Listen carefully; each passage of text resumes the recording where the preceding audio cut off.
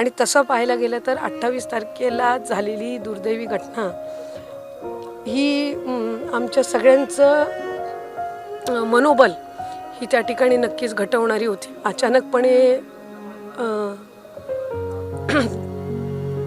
सरदार गमावल्यानंतर सैन्याने ताकद ठेवणं हे आमच्या सर्वांसमोरचं आव्हान होतं. ही सर्व आमचे विजयी उमेदवार असतील सगळे आम्ही दादांच्या व्यक्तिमत्वाला साजेसं काम हे आम्ही सर्व मंडळी पुढच्या कालावधीमध्ये करणार. व्यक्तीचं कौतुक होण्यासाठी ते व्यक्ती म्हणजे त्याच्या पश्चात हे सगळं कौतुक होत असतं. ही दादांसाठीची शेवटी आमच्या पद्धतीने एक छोटीशी श्रद्धांजली आहे. रायगडमध्ये सर्वात मोठा पक्ष शिवसेना ठरली असली तरी देखील राष्ट्रवादी आणि भाजपच्या युतीला जो मॅजिक फिगर आहे ती गाठण्याचं यश मिळालेलं आहे, कसं बघताय? सर्वप्रथम तर राष्ट्रवादी काँग्रेस पक्षाच्या सगळ्या उमेदवारांना जे काही यश या ठिकाणी मिळालेलं आहे आम्ही ते सगळं यश आदरणीय दादांच्या चरणी अर्पण करत आहोत. आणि विजयी झालेले आमचे सगळे उमेदवार आमच्या सगळ्यांच्याच वतीने आम्ही दादांना, आदरणीय अजितदादा आमचा नेता ज्यांना आम्ही काही दिवसांपूर्वीच गमावलं, त्यांच्या चरणी हे समर्पित करत आहोत. राष्ट्रवादी काँग्रेस पक्ष, भारतीय जनता पक्ष यांनी अनेक ठिकाणी आम्ही युतीमध्ये निवडणूक लढवली आणि रायगडच्या जनतेचा कौल हा त्या ठिकाणी आम्ही सर्वच बाजूंनी आम्ही मान्य केलेला आहे. जिथं आम्ही पराभूत झालो तिथेही आम्ही जनतेचा कौल मान्य करून तो स्वीकारत आहोत. अधिकची मेहनत तिथे पक्ष संघटन म्हणून आम्ही घेऊ आणि जिथं यश मिळालेलं आहे तिथंसुद्धा नम्रपणाने आम्ही सर्व मतदार बंधू भगिनींचे आभार मानत आहोत. गेल्या वेळेला 2017 साली राष्ट्रवादी काँग्रेस पक्षाचे 12 जिल्हा परिषद सदस्य निवडून आलेले होते. यावेळेला राष्ट्रवादी काँग्रेस पक्षाचे 16 जिल्हा परिषद सदस्य निवडून आलेले आहेत. त्याच्यामुळे नक्कीच यावेळेला जिल्हा परिषदेमध्ये पक्षाची ताकद वाढलेली आहे. त्याचबरोबर भारतीय जनता पक्षाचे सुद्धा मला वाटते 14-15 जागा सदस्य हे निवडून आलेले आहेत आणि बहुतांशी ठिकाणी आम्ही त्यांच्यासोबत युतीमध्ये होतो आणि आम्ही चांगल्या पद्धतीनं पुढच्या कालावधीमध्ये राष्ट्रवादी काँग्रेस पक्ष असेल, भारतीय जनता पक्ष असेल, काही ठिकाणी तर परिवर्तन आघाडी आम्ही केलेली होती, तर त्याच्यातले आमचे घटक पक्ष असतील, त्याच्यातून निवडून आलेले आमचे सदस्य असतील, हे आम्ही चांगल्या पद्धतीनं पुढच्या कालावधीमध्ये जिल्हा परिषदेमध्ये काम करू. राज्यामध्ये सत्तेत असणारा शिवसेना आता तुमच्या इथं विरोधी पक्षात बसेल का सोबत बसणार? नाही, मला वाटतं या संदर्भामध्ये आमचे जे वरिष्ठ आहेत ते त्या ठिकाणी निर्णय घेतील.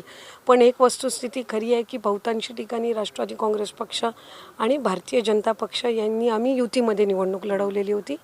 काही मतदारसंघामध्ये आम्ही परिवर्तन विकास आघाडीमध्ये निवडणूक लढवलेली होती आणि या सगळ्याचा विचार करता आम्ही सुरुवातीपासूनच आदरणीय देवेंद्र फडणवीस साहेब असतील, भारतीय जनता पक्षाचे रवींद्र चव्हाण साहेब असतील, जिल्ह्यामध्ये धारप साहेब असतील, धैर्यशील दादा असतील आणि मग राष्ट्रवादी काँग्रेस पक्षाकडून आदरणीय आमचे नेते दादा, त्याचबरोबर तटकरे साहेब, आम्ही सगळी मंडळी आम्ही त्या ठिकाणी निवडणूक बहुतांशी ठिकाणी आम्ही एकत्रितपणाने लढवत होतो. त्याच्यामुळे वरिष्ठ जे आहेत दोन्ही पक्षांचे ते योग्य तो निर्णय घेतील. जिथं परिवर्तन आघाडी आहे तिथं त्या परिवर्तन आघाडीचे जे निवडून आलेले आहेत त्यांनासुद्धा सहभागी घेण्याच्या दृष्टिकोनातून आम्ही त्या ठिकाणी पुढच्या कालावधीमध्ये ही पावलं उचलत आहोत. राष्ट्रवादी आणि भाजपला खरं तर 31 जागांवर विजय मिळवता आला, ह्याचं खरं श्रेय कोणाला द्याल? राष्ट्रवादी आणि भाजप युतीला 31 जागांवर जाता आलं, याचं श्रेय कोणाला? हे श्रेय सर्व कार्यकर्त्यांचं आहे, सर्व पदाधिकाऱ्यांचं आहे, ज्यांनी त्या ठिकाणी प्रत्येक मतदार बंधू भगिनींपर्यंत पोचले. काही अशा जागा आहेत ज्या अतिशय अल्पमतांनी, म्हणजे आमची चणेराची घोसाळा जिल्हा परिषद गटाची जागा असेल, अवघ्या 150 मतांनी आम्हाला तिथं पराभव हा पत्करावा लागला. काही ठिकाणी आहेत जिथं फार अंतर पडलेलं आहे, पण तरीसुद्धा शेवटी निवडणूक लढवायची घेतली म्हणल्यावर जय पराजय आलाच. त्याच्यामुळे त्या दोन्ही गोष्टी मान्य करून आम्ही त्या ठिकाणी चांगल्या पद्धतीनं काम करू. भारतीय जनता पक्षाच्या सुद्धा कार्यकर्त्यांनी जिथे जिथे आम्ही त्या ठिकाणी सगळीकडे जिथे एकत्र लढवलं तिथं आमचं काम कार्यकर्त्यांनी केलं. त्यांचे जिथं उमेदवार होते तिथं आमच्या कार्यकर्त्यांनी काम केलं. त्यामुळे स्थानिक स्वराज्य संस्थेच्या निवडणुका या कार्यकर्ते आणि पदाधिकाऱ्यांच्या असतात आणि तसं पाहायला गेलं तर 28 तारखेला झालेली दुर्दैवी घटना ही आमच्या सगळ्यांचं मनोबल ही त्या ठिकाणी नक्कीच घटवणारी होती, कारण शेवटी ज्या नेतृत्वाच्या मार्गदर्शनाखाली आम्ही निवडणूक लढवत होतो, अचानकपणे सरदार गमावल्यानंतर सैन्याने ताकद ठेवणं हे आमच्या सर्वांसमोरचं आव्हान होतं.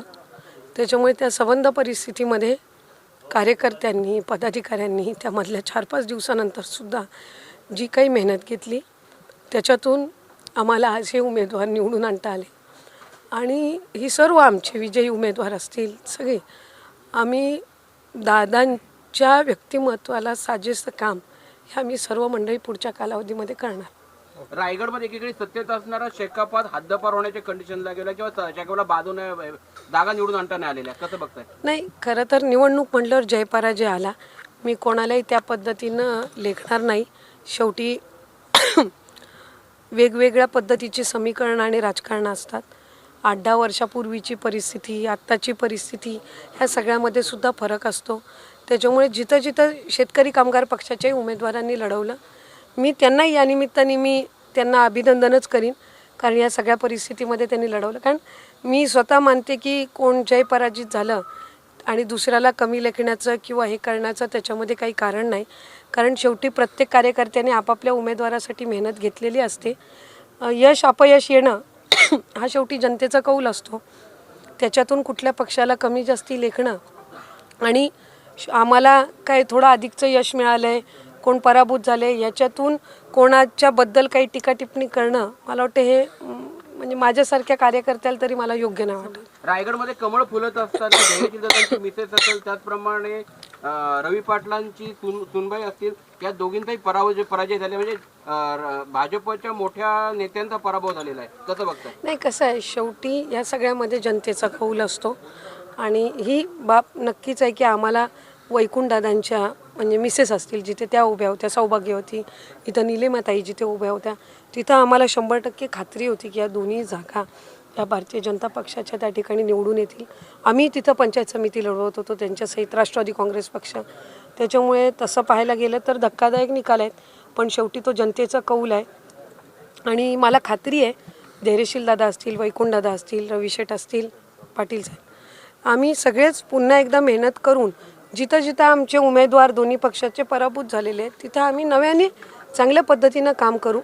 आणि शेवटी पराजयाने काही खचून जायचं नसतं आणि जनतेने जो कौल दिलेला आहे हा आम्हाला सगळ्यांना मान्य करावाच लागत असतो. त्यामुळे काही निकाल हे शॉकिंग आहेत, ही वस्तुस्थिती आहे. काही जागा ज्या आम्ही 100% धरल्या होत्या तिथं थोडंफार काहीतरी वेगळं निकाल आलेले आहेत. त्याच्यामुळे जसं मुरुडची असेल आमचे अजित कासार, आम्हाला तिथेही आम्हाला अपेक्षित होतं, नागोठण्याच्या ठिकाणी आम्हाला अपेक्षित होतं. त्याच्यामुळे काही असतात, पण त्याच्यातून सावरून कार्यकर्त्यांना एकत्रित ठेवणं मला वाटतं ही आमच्या सर्व भारतीय जनता पक्षाची किंवा राष्ट्रवादीच्या सर्व नेत्यांची आमची आणि कार्यकर्त्यांची जबाबदारी राहणार. स्थानिक स्वराज्य संस्था निवडणुका आता संपलेल्या आहेत आणि यानंतर तरी महायुतीमध्ये असणारे घटक पक्ष शिवसेना आणि राष्ट्रवादी एकत्र नांदतील की पुन्हा वाद निर्माण राहणार? नाही, तुम्ही बघितलं तर आमच्याकडून तर खासकर राष्ट्रवादी काँग्रेस पक्षाकडून कधीही कुठल्याही पद्धतीची खालच्या पातळीवरची टीका ही शिवसेनेच्या कोणावरही आजपर्यंत करण्यात आली नाही. मी फडणवीस साहेबांच्याही नेतृत्वाखाली काम करते, दादांच्या तर नेतृत्वाखाली मी कालही काम करत होती, आजही आहे. आणि दादा दुर्दैवाने आज आमच्यात नसले तरी उद्याही त्यांचे विचार घेऊन मी काम करणार आहे. एकनाथ शिंदे साहेबांच्याही नेतृत्वाखाली मी काम केलेलं आहे. त्याच्यामुळे तो प्रोटोकॉल हा आम्ही सगळ्यांनी नेहमीच पाळलेला आहे. तुम्ही बघितलं तर तटकरे साहेबांनी सुद्धा पहिली टीका ही ज्या वेळेला त्यांच्यावर वारंवार व्हायला लागल्या तेव्हा त्याचं प्रत्युत्तर आम्ही दिलं, पण ते सुद्धा कधी आम्ही खालच्या पातळीवर जाऊन दिलं नाही, कारण शेवटी आम्ही महायुतीमध्ये आहोत आणि त्याचे काही जे नियम काही प्रोटोकॉल असतात याचं पालन हे शेवटी आम्ही करत आलेलो आहोत. आणि मला असं वाटतं शेवटी जनता ठरवत असते आणि आज जनतेने कौल दिलेला आहे. त्यांना काही ठिकाणी अधिकचं यश मिळालं, काही ठिकाणी आम्हाला मिळालं, काही ठिकाणी भारतीय जनता पक्षाला मिळालं, काही ठिकाणी उद्धव बाळासाहेब ठाकरे सेनेलासुद्धा मिळालेलं आहे, काही ठिकाणी काँग्रेसलासुद्धा मिळालेलं आहे. त्यामुळे प्रत्येकाने आपापल्या ठिकाणी त्या ठिकाणी हे जे काही यश जय पराजय मिळालेला आहे तो सगळाच करणं. शेवटी आम्ही खुर्च्यांवर बसलो ते लोकांसाठी काम करायला आहोत, एकमेकांना शिव्या घालायला तर नाही बसलेलो. शिवसेना वादाचा मुद्दा ठरते का महायुतीमध्ये? मग तुमच्या आता बोलण्यावर आणि कसं आहे, प्रत्येक जिल्ह्याचं वेगवेगळं असतं. त्यांची भूमिका कशी ठेवावी ही त्याला आम्ही सांगणारे कोण आहे? आम्ही आमची भूमिका काय ठेवावी हे आम्ही ठरवू शकतो. त्याच्यामुळे आम्ही कधी कुठल्या नेत्यांवर टीका टिप्पणी केली नाही, कुठल्या ह्याच्यावर आम्ही कधी खालच्या पातळीवर बोललो नाही. त्याच्यामुळे आणि मला म्हणत आली की रायगड जिल्ह्यावर नेहमी आदरणीय फडणवीस साहेबांचंही प्रेम राहिलं, दादांचं तर भरपूर राहिलं आणि एकनाथ शिंदे साहेबांचंही त्या ठिकाणी राहिलं. आणि त्या ह्याच्याने आम्ही महायुतीचं जे आहे आम्ही ते प्रोटोकॉल पाळत असतो. पण शेवटी जे नाही पाळत ते त्यांचं त्यांनी ठरवायचं असतं. आज त्या सगळ्या ह्याच्यामध्ये पडण्यापेक्षा मी निवडून आलेल्या सर्व उमेदवारांचं अभिनंदन करीन आणि पराभूत झालेल्या सर्व उमेदवारांचे, आमच्या पक्षाचे सुद्धा किंवा भारतीय जनता पक्षाचे सुद्धा असतील, यांचंही मी या ठिकाणी आभार मानेन की त्यांनी युतीच्या माध्यमातून निवडणूक लढवली आणि निवडणूक लढवत असताना ताकदीने लढवली. शेवटी जय पराजय जनतेच्या हातात असतो. पण जिथं जिथं आम्हाला काम करण्याची संधी मिळाली तिथं आम्ही चांगल्या पद्धतीनं काम करणार, जिथं नाही मिळाले तिथं आम्ही आणखीन संघटन मजबूत करणार.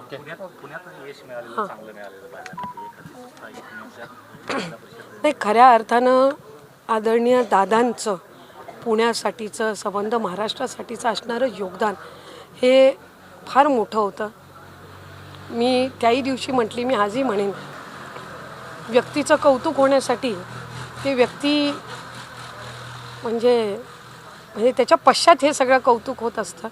पण आज पुणे जिल्हा परिषदेच्या निवडणुकीमध्ये ज्या ज्या कार्यकर्त्यांनी, ज्या ज्या सगळ्या स्थानिक आमदारांनी, ज्या ज्या नेते मंडळींनी, पदाधिकाऱ्यांनी दादांच्या पश्चातसुद्धा ताकदीने निवडणूक त्या ठिकाणी लढवली आणि तिथल्या मायबाप जनतेने ठरवलं की त्यांना अजितदादांना जी श्रद्धांजली अर्पण करायची आहे त्याच्यातून हे यश राष्ट्रवादी काँग्रेस पक्षाला मिळालं. आणि मला खात्री आहे की पुढेसुद्धा जिल्हा परिषदेच्या माध्यमातून राष्ट्रवादी काँग्रेस पक्षाचे निवडून आलेले सगळे उमेदवार हे चांगल्या पद्धतीनं जसं दादांना अभिप्रेत आहे, जसं दादांना अपेक्षित आहे त्या विकास कामांच्या मुद्द्यावर हे आमचे सगळे निवडून आलेले उमेदवार त्या ठिकाणी काम करतील. राष्ट्रवादी काँग्रेस पक्षाला राज्यामध्ये इतर ठिकाणीसुद्धा जिथे जिथे यश मिळालं त्यांनाही मी अभिनंदन करीन. साधारणपणे आमचे निवडून आलेले सगळेच ही दादांसाठीची शेवटी आमच्या पद्धतीनं एक छोटीशी श्रद्धांजली आहे. खरं तर दुर्दैव आहे आज की जिथं जिथं यश मिळालं ते बघायला आमचा नेता नाही आणि ह्याच्यासारखं दुर्दैव कुठल्या दुसऱ्या पक्षाचं असू शकत नाही असं मी नक्कीच त्या ठिकाणी मानते. पण त्यांच्या पश्चातसुद्धा त्यांनी ही जी काही फळी उभी केली त्यांच्या प्रेमापोटी आम्ही सगळेच जण परत निवडणुकीला उतरलो. कारण 28 तारखेला त्यांचं अपघाती निधन झालं आणि त्याच्यानंतर 4-5 दिवसांनी सावरत पुन्हा एकदा निवडणुकीच्या राजकारणात उतरणं हे कुठल्याही कार्यकर्त्यासाठी सोपं नव्हतं.